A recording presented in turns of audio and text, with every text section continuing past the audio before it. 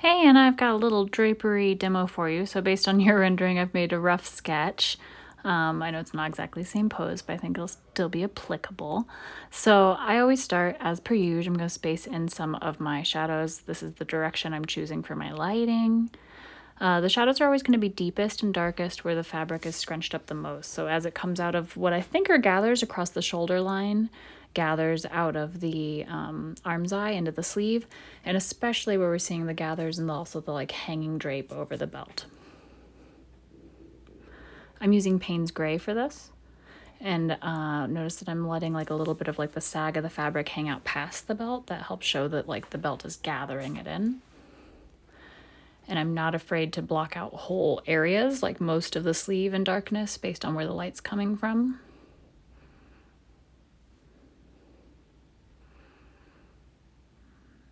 I have a little bit of gel medium in this to help me kind of work in a few layers of translucency, so that allows me to kind of get these wishy-washy layers in, and then I'm going to start darkening some things.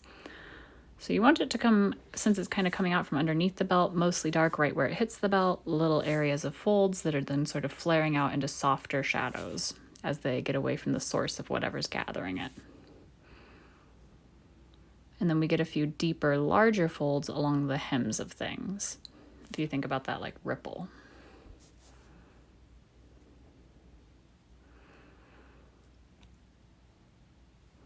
And you can kind of tell how, like, in this instance, I'm thinking of it being pulled to the left-hand side. So we have the most directionality of folds from that area, and the tightest, darkest folds of shadows are over there, and they're sort of like pulling towards it.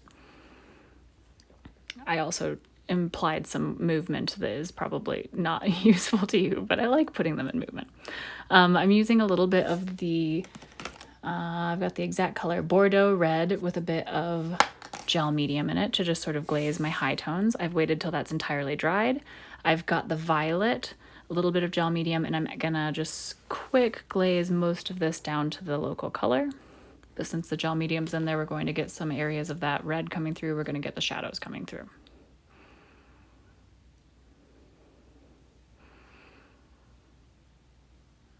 I'm using a larger brush for this part since I know I'm kind of covering a large area. It does make the edges a little messier, but I can clean those up later, and it helps me not have so many brush strokes in my layer. So this is the rounded filbert.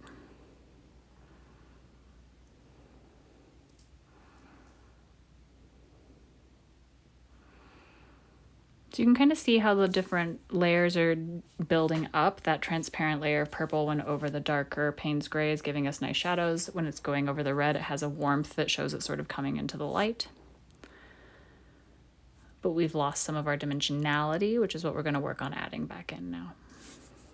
I did add a little touch of the Bordeaux into the violet as I was kind of creating more layers.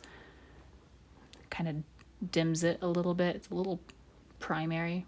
It's not a primary color, but you know what I mean. So here is just a little bit of that Payne's Gray coming back in. I'm working with a smaller brush now, proportional to the wrinkles that I want to paint. So you might want an even smaller one if it's more like a pleated fabric. I'm working with a little bit more like a rough gathered idea here. Still keeping my darkest shadows there and letting them kind of feather out. Since I've been using gel medium and I'm not waiting on this to dry in between, I'm acknowledging that it will do some automatic blending for me, especially as I get less direct buildup of paint on my brush. So when I'm like putting my brush down, it's as dark as it's going to be, and it's going to start blending as I pull out.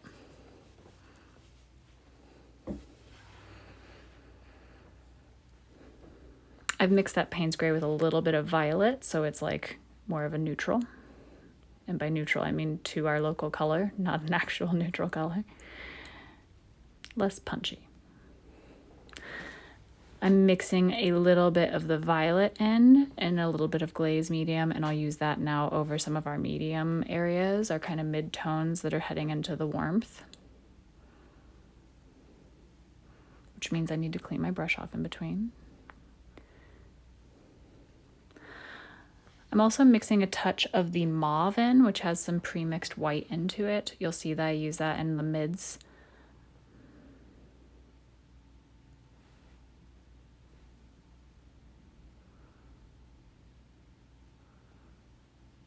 So we're sort of sculpting, we're carving it out.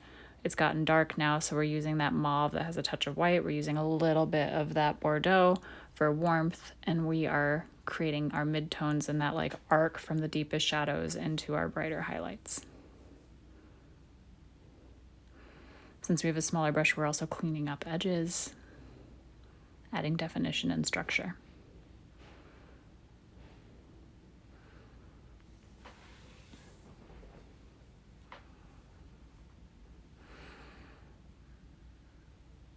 It's starting to mute down a lot of those redder tones that we were using in the warmth of our midtones and highlights as we were sculpting in underlayers, but it's still peeping through in a few places, and I think that that helps support the storytelling. I've got white with some glazing medium, knowing that everything underneath this is still wet. It's going to be much more subtle, so I don't worry about mixing it before applying it because everything on the page is still wet. We're working with glazing medium that's slowing my dry time. I've mixed just a little bit of the mauve into my white with glazing medium as I'm working on the top here so that it's just very subtle as we're working in. On the sleeve, I'm looking at less tight gathers, so I'm letting that have bigger, softer shapes, not as angular. When you're working with pleats or something that's more tightly gathered, you're going to end up with more almost angular, right next to each other, high contrast folds. If it's a softer, like easing into a shoulder seam, you can have something a little bit wider, a little more painterly.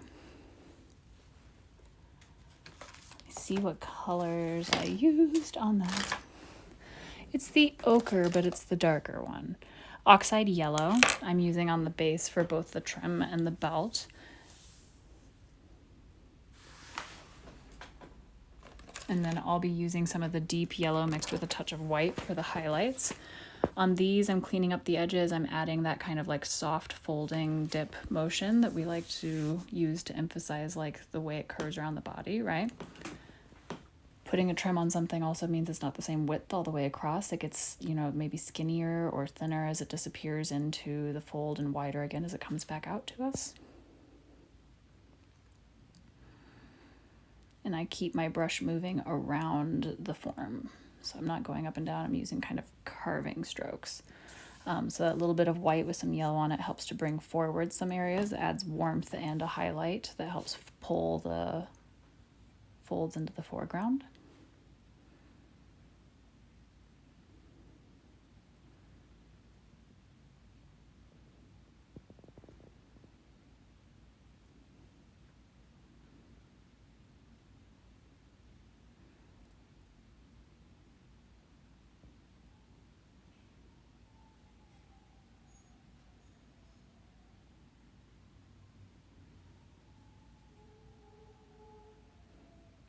I'm using a little bit of the burnt sienna to add extra shadows into the golds of these areas. Everything's still wet, so it's mixing, it's layering up. That oxide yellow has a very brownish hue to it, but still reads as yellow, so that sienna helps kind of flash it into a goldier, warmer shadow.